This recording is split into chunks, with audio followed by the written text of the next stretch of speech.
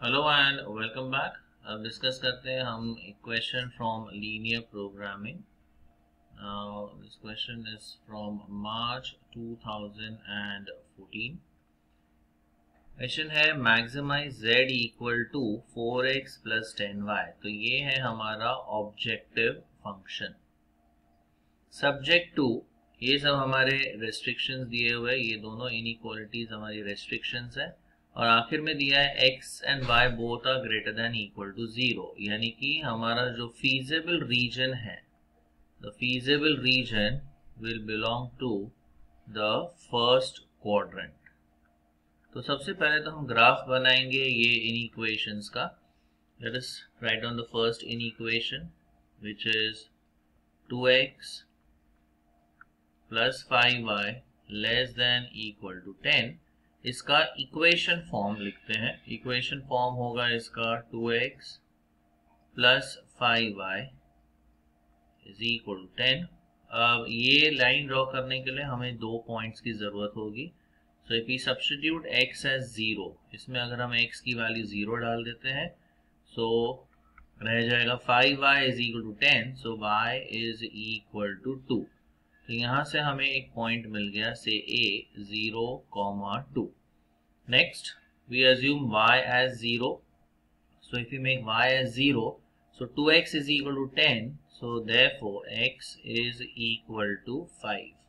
ये आ गया हमारा सेकेंड पॉइंट से b 5, 0। अब नेक्स्ट इनइक्वेशन लेते हैं 5x plus 3y less than equal to 15। इसका भी इक्वेशन फॉर्म पहले लिख लेते हैं। 5x plus 3y is equal to 15। Again इस लाइन पर हम दो पॉइंट्स ऑब्टेन करेंगे। तो सबसे पहले if you put x equal to 0, अगर x की वैल्यू 0 है सो 3y इज इक्वल टू 15। तो यहाँ से y की वैल्यू हमें मिलेगी 5। यहाँ से एक पॉइंट मिल जाएगा से c 0, 5। Next y equal to 0 कर देते हैं। So if y becomes 0, so 5x is equal to 15। यहाँ से हमें मिलेगा x is equal to 3। So we get one more point से d 3, 0। अब ये चारों पॉइंट्स को हम प्लॉट करते हैं, उससे हमें ये लाइंस मिल जाएंगी। सो लेट अस ड्रॉ दिस। 5 है तो स्केल हम 1, 1 का ले सकते हैं। तो ये हमारा y एक्सिस आ गया and this is the x axis हो गई। एंड हमारा फोकस रहेगा सिर्फ फर्स्ट क्वाड्रेंट पर, बिकॉज लास्ट में वो कंडीशन दी है both x and y are greater than equal to 0। So you have the x axis, y axis, you can take the scale as 1 centimeter is 1 unit on both the axis। अब मैं एक rough sketch बना देता हूँ, आप ये graph paper पे भी कर सकते हो। So we have 1, 2, 3, 4, 5। ये हो गया x axis ready. Now the y axis, so 1, 2, 3, 4 and 5। So this is the y axis. Alright, अब पहला जो पॉइंट है 0, 2 एंड सेकेंड पॉइंट है 5, 0, 0, 2, 0, 2 यहाँ पर आएगा। So we have point A over here, 5, 0 यहाँ पर। So this is point B. ये दोनों पॉइंट्स को हम ज्वाइन कर देते हैं। चलो इसे हम ज्वाइन करते हैं। नहीं, इसे नहीं करना है, हमें ज्वाइन करना है इससे। ओके, this point 2 and ये 5 को, let us join this, ये और ये पॉइंट। चलो इसे थोड़ा सा एक्सटेंड कर देते हैं हम यहाँ पर। तो ये आ गई हमारी पहली बाउंड्री और इसका जो इक्वेशन है वो है 2x plus 5y equal to 10। So this is 2x plus 5y equal to 10। अब नेक्स्ट लाइन बनाते हैं 0, 5 एंड 3, 0, 0, 5 इधर, this is point C and 3 0 यहाँ पर आएगा, so this is point D। अब ये दो पॉइंट्स को हम ज्वाइन कर देते हैं, तो ये हमारी सेकेंड इनइक्वेशन आ गई, इसकी बाउंड्री बन गई इनइक्वेशन की। These lines are called boundaries, और इसका इक्वेशन जो है वो है 5x plus 3y equal to 15। So this is 5x plus 3y equal to 15। अब हमें ढूंढना है feasible region। अगर हम फर्स्ट इनइक्वेशन देखें 2x plus 5y less than equal to 10 and second inequation है 5x plus 3y less than equal to 15। So if we just focus on the first line over here, let us do the origin test। अब इसका origin test करके देखते हैं, इसमें origin substitute करके देखते हैं। So 2 zeros will be 0, 5 zeros will be 0, total आएगा 0, is 0 less than 10? Yes, यानी origin इसको satisfy करता है। तो इसका जो feasible region आएगा ये आएगा origin side की तरफ downwards। अब ये जो second line है CD, उसका भी origin test करके देखते हैं। Let us substitute origin in this। So 5 zeros is 0, 3 zeros 0, total आएगा आपका 0, is 0 less than 15?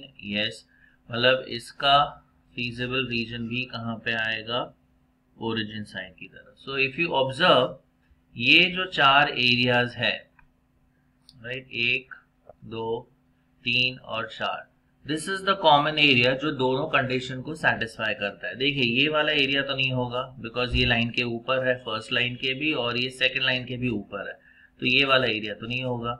If you take this area, वो भी पॉसिबल नहीं है।